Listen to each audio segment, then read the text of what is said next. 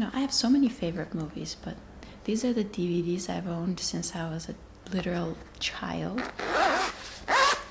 And one good thing about autism is you never get sick of rewatching your favorite movies over and over again. These movies, I've watched all of them maybe 15 plus times each, and like, I'm still not sick of them. I'll still watch them over and over again because that's what my brain likes. It just likes getting the same itch scratched over and over again. Let's get started. There are two actors that are a repeating theme in my upbringing and my brain chemistry, and those are Robin Williams and Tom Hanks. I don't know why. Maybe like there's a spiritual connection there. I feel like Robin Williams always reminded me of my dad for some reason. Maybe because like he's hairy. I don't know. My dad was really hairy. Here's a funny fact. I didn't know Robin Williams was a comedian. When I was growing up, I only watched like the dramatic movies he was in. So I thought he was just an actor.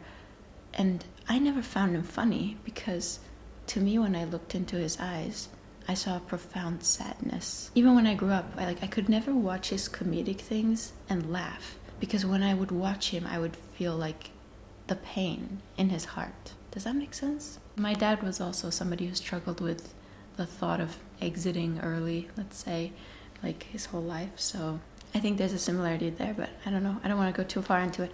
Anyway, the first movie I have here is, I don't know if you can even see that, Patch Adams. Patch Adams. If you haven't seen this Robin Williams movie, it is a classic, but I will warn you, it's extremely sad.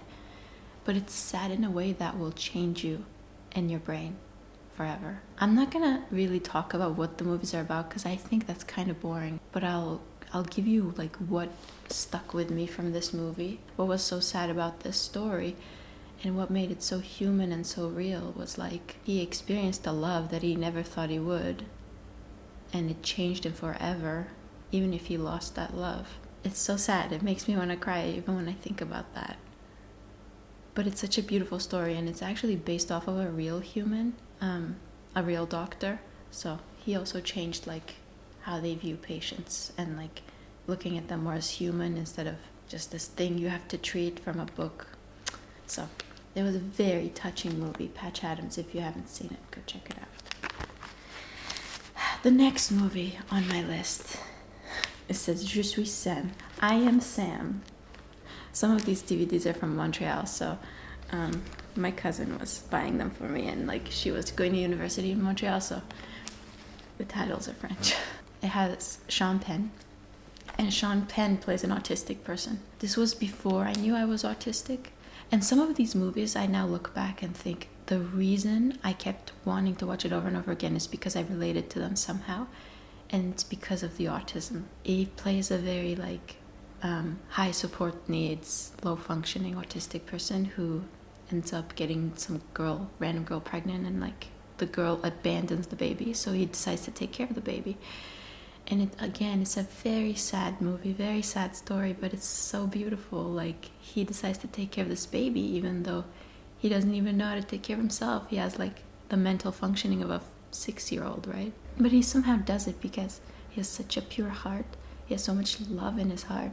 And he's like, he can't let this baby go, so he takes care of it. And then later on, Child Protective Services gets involved somehow, and they try to take her away from him.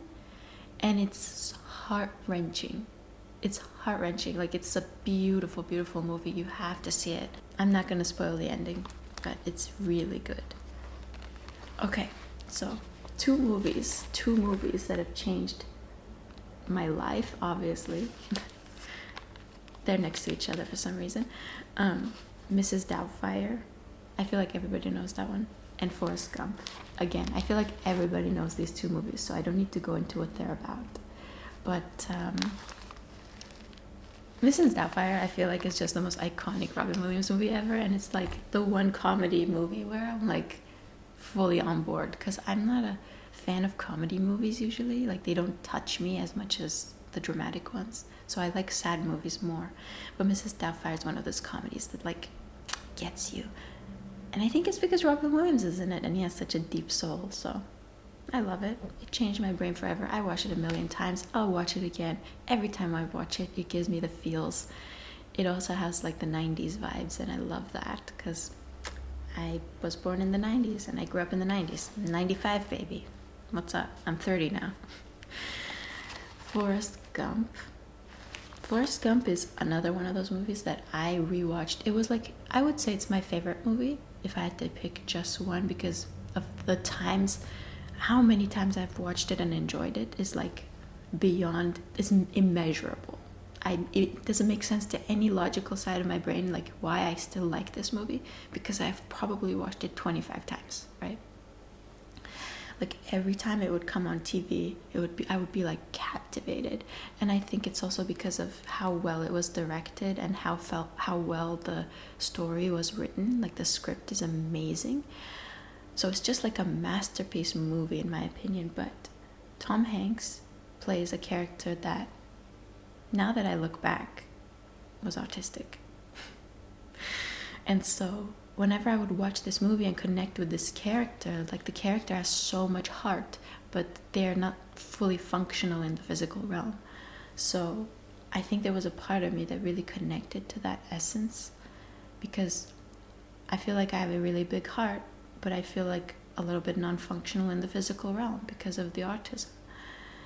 And I have my limitations, but like he was so centered in with his spirit that he was guided throughout his whole life. That's what struck me about the story, is like he gets guided by spirit, and because he's so much in his heart, he doesn't fight it. He just goes wherever spirit leads him. I don't know, I just think it's amazing. Everything ends up kind of working out for him. Of course there's like really sad moments. Again, it's a sad movie, but like just there's so much heart in this movie. It's amazing. If you haven't seen it, go watch it right now. Drop everything you're doing and watch Forrest Gump. I know some people don't like it, but I don't know, I think it's like the best movie ever made. Okay, next one. The Terminal with Tom Hanks. Again, I told you, there's a theme.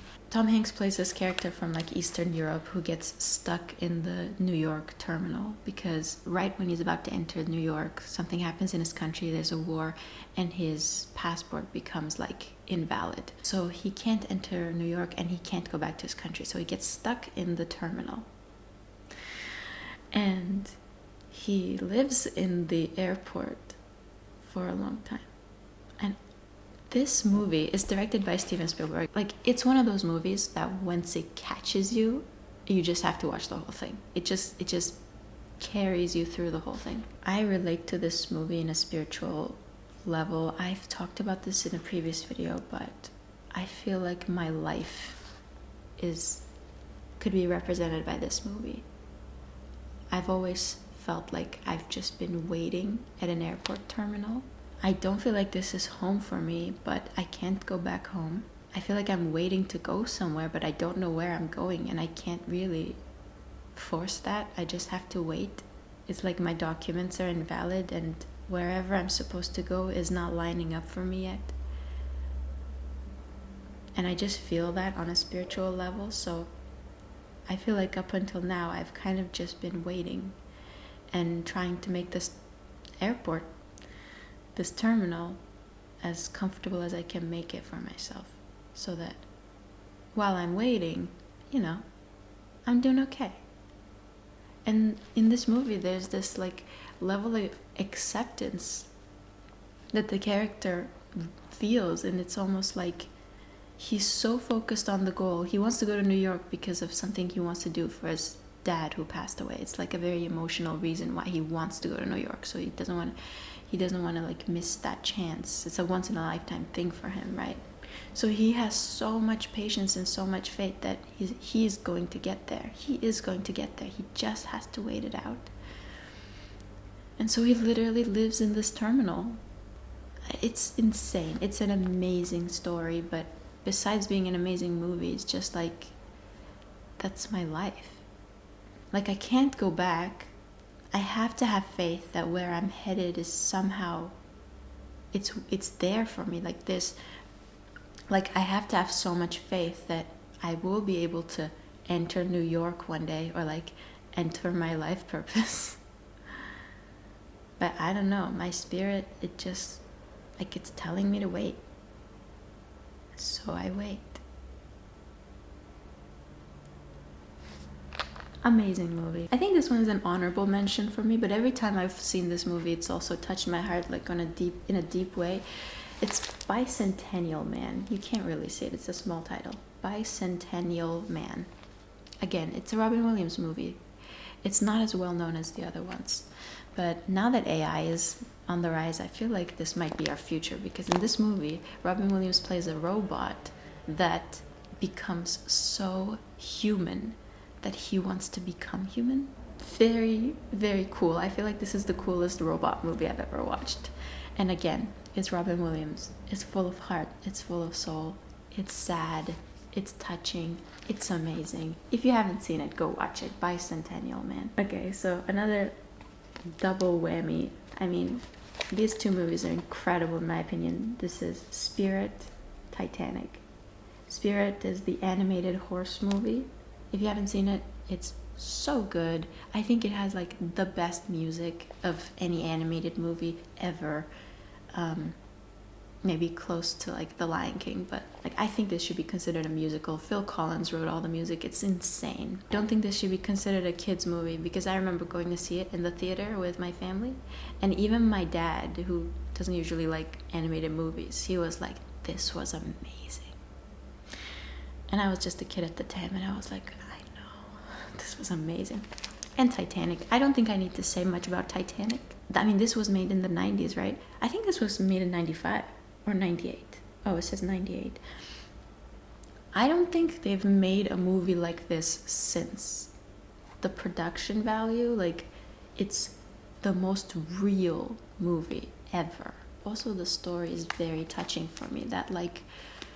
That insane, undying love that they feel for each other, and then it changes them for the rest of their lives, even though they lose each other. And then they're gonna meet up in heaven once she's dead. Like, I don't know, something about that is just, it breaks my heart, but in a good way. You know what I mean? Anyway. Another one that I have to mention, The Sound of Music.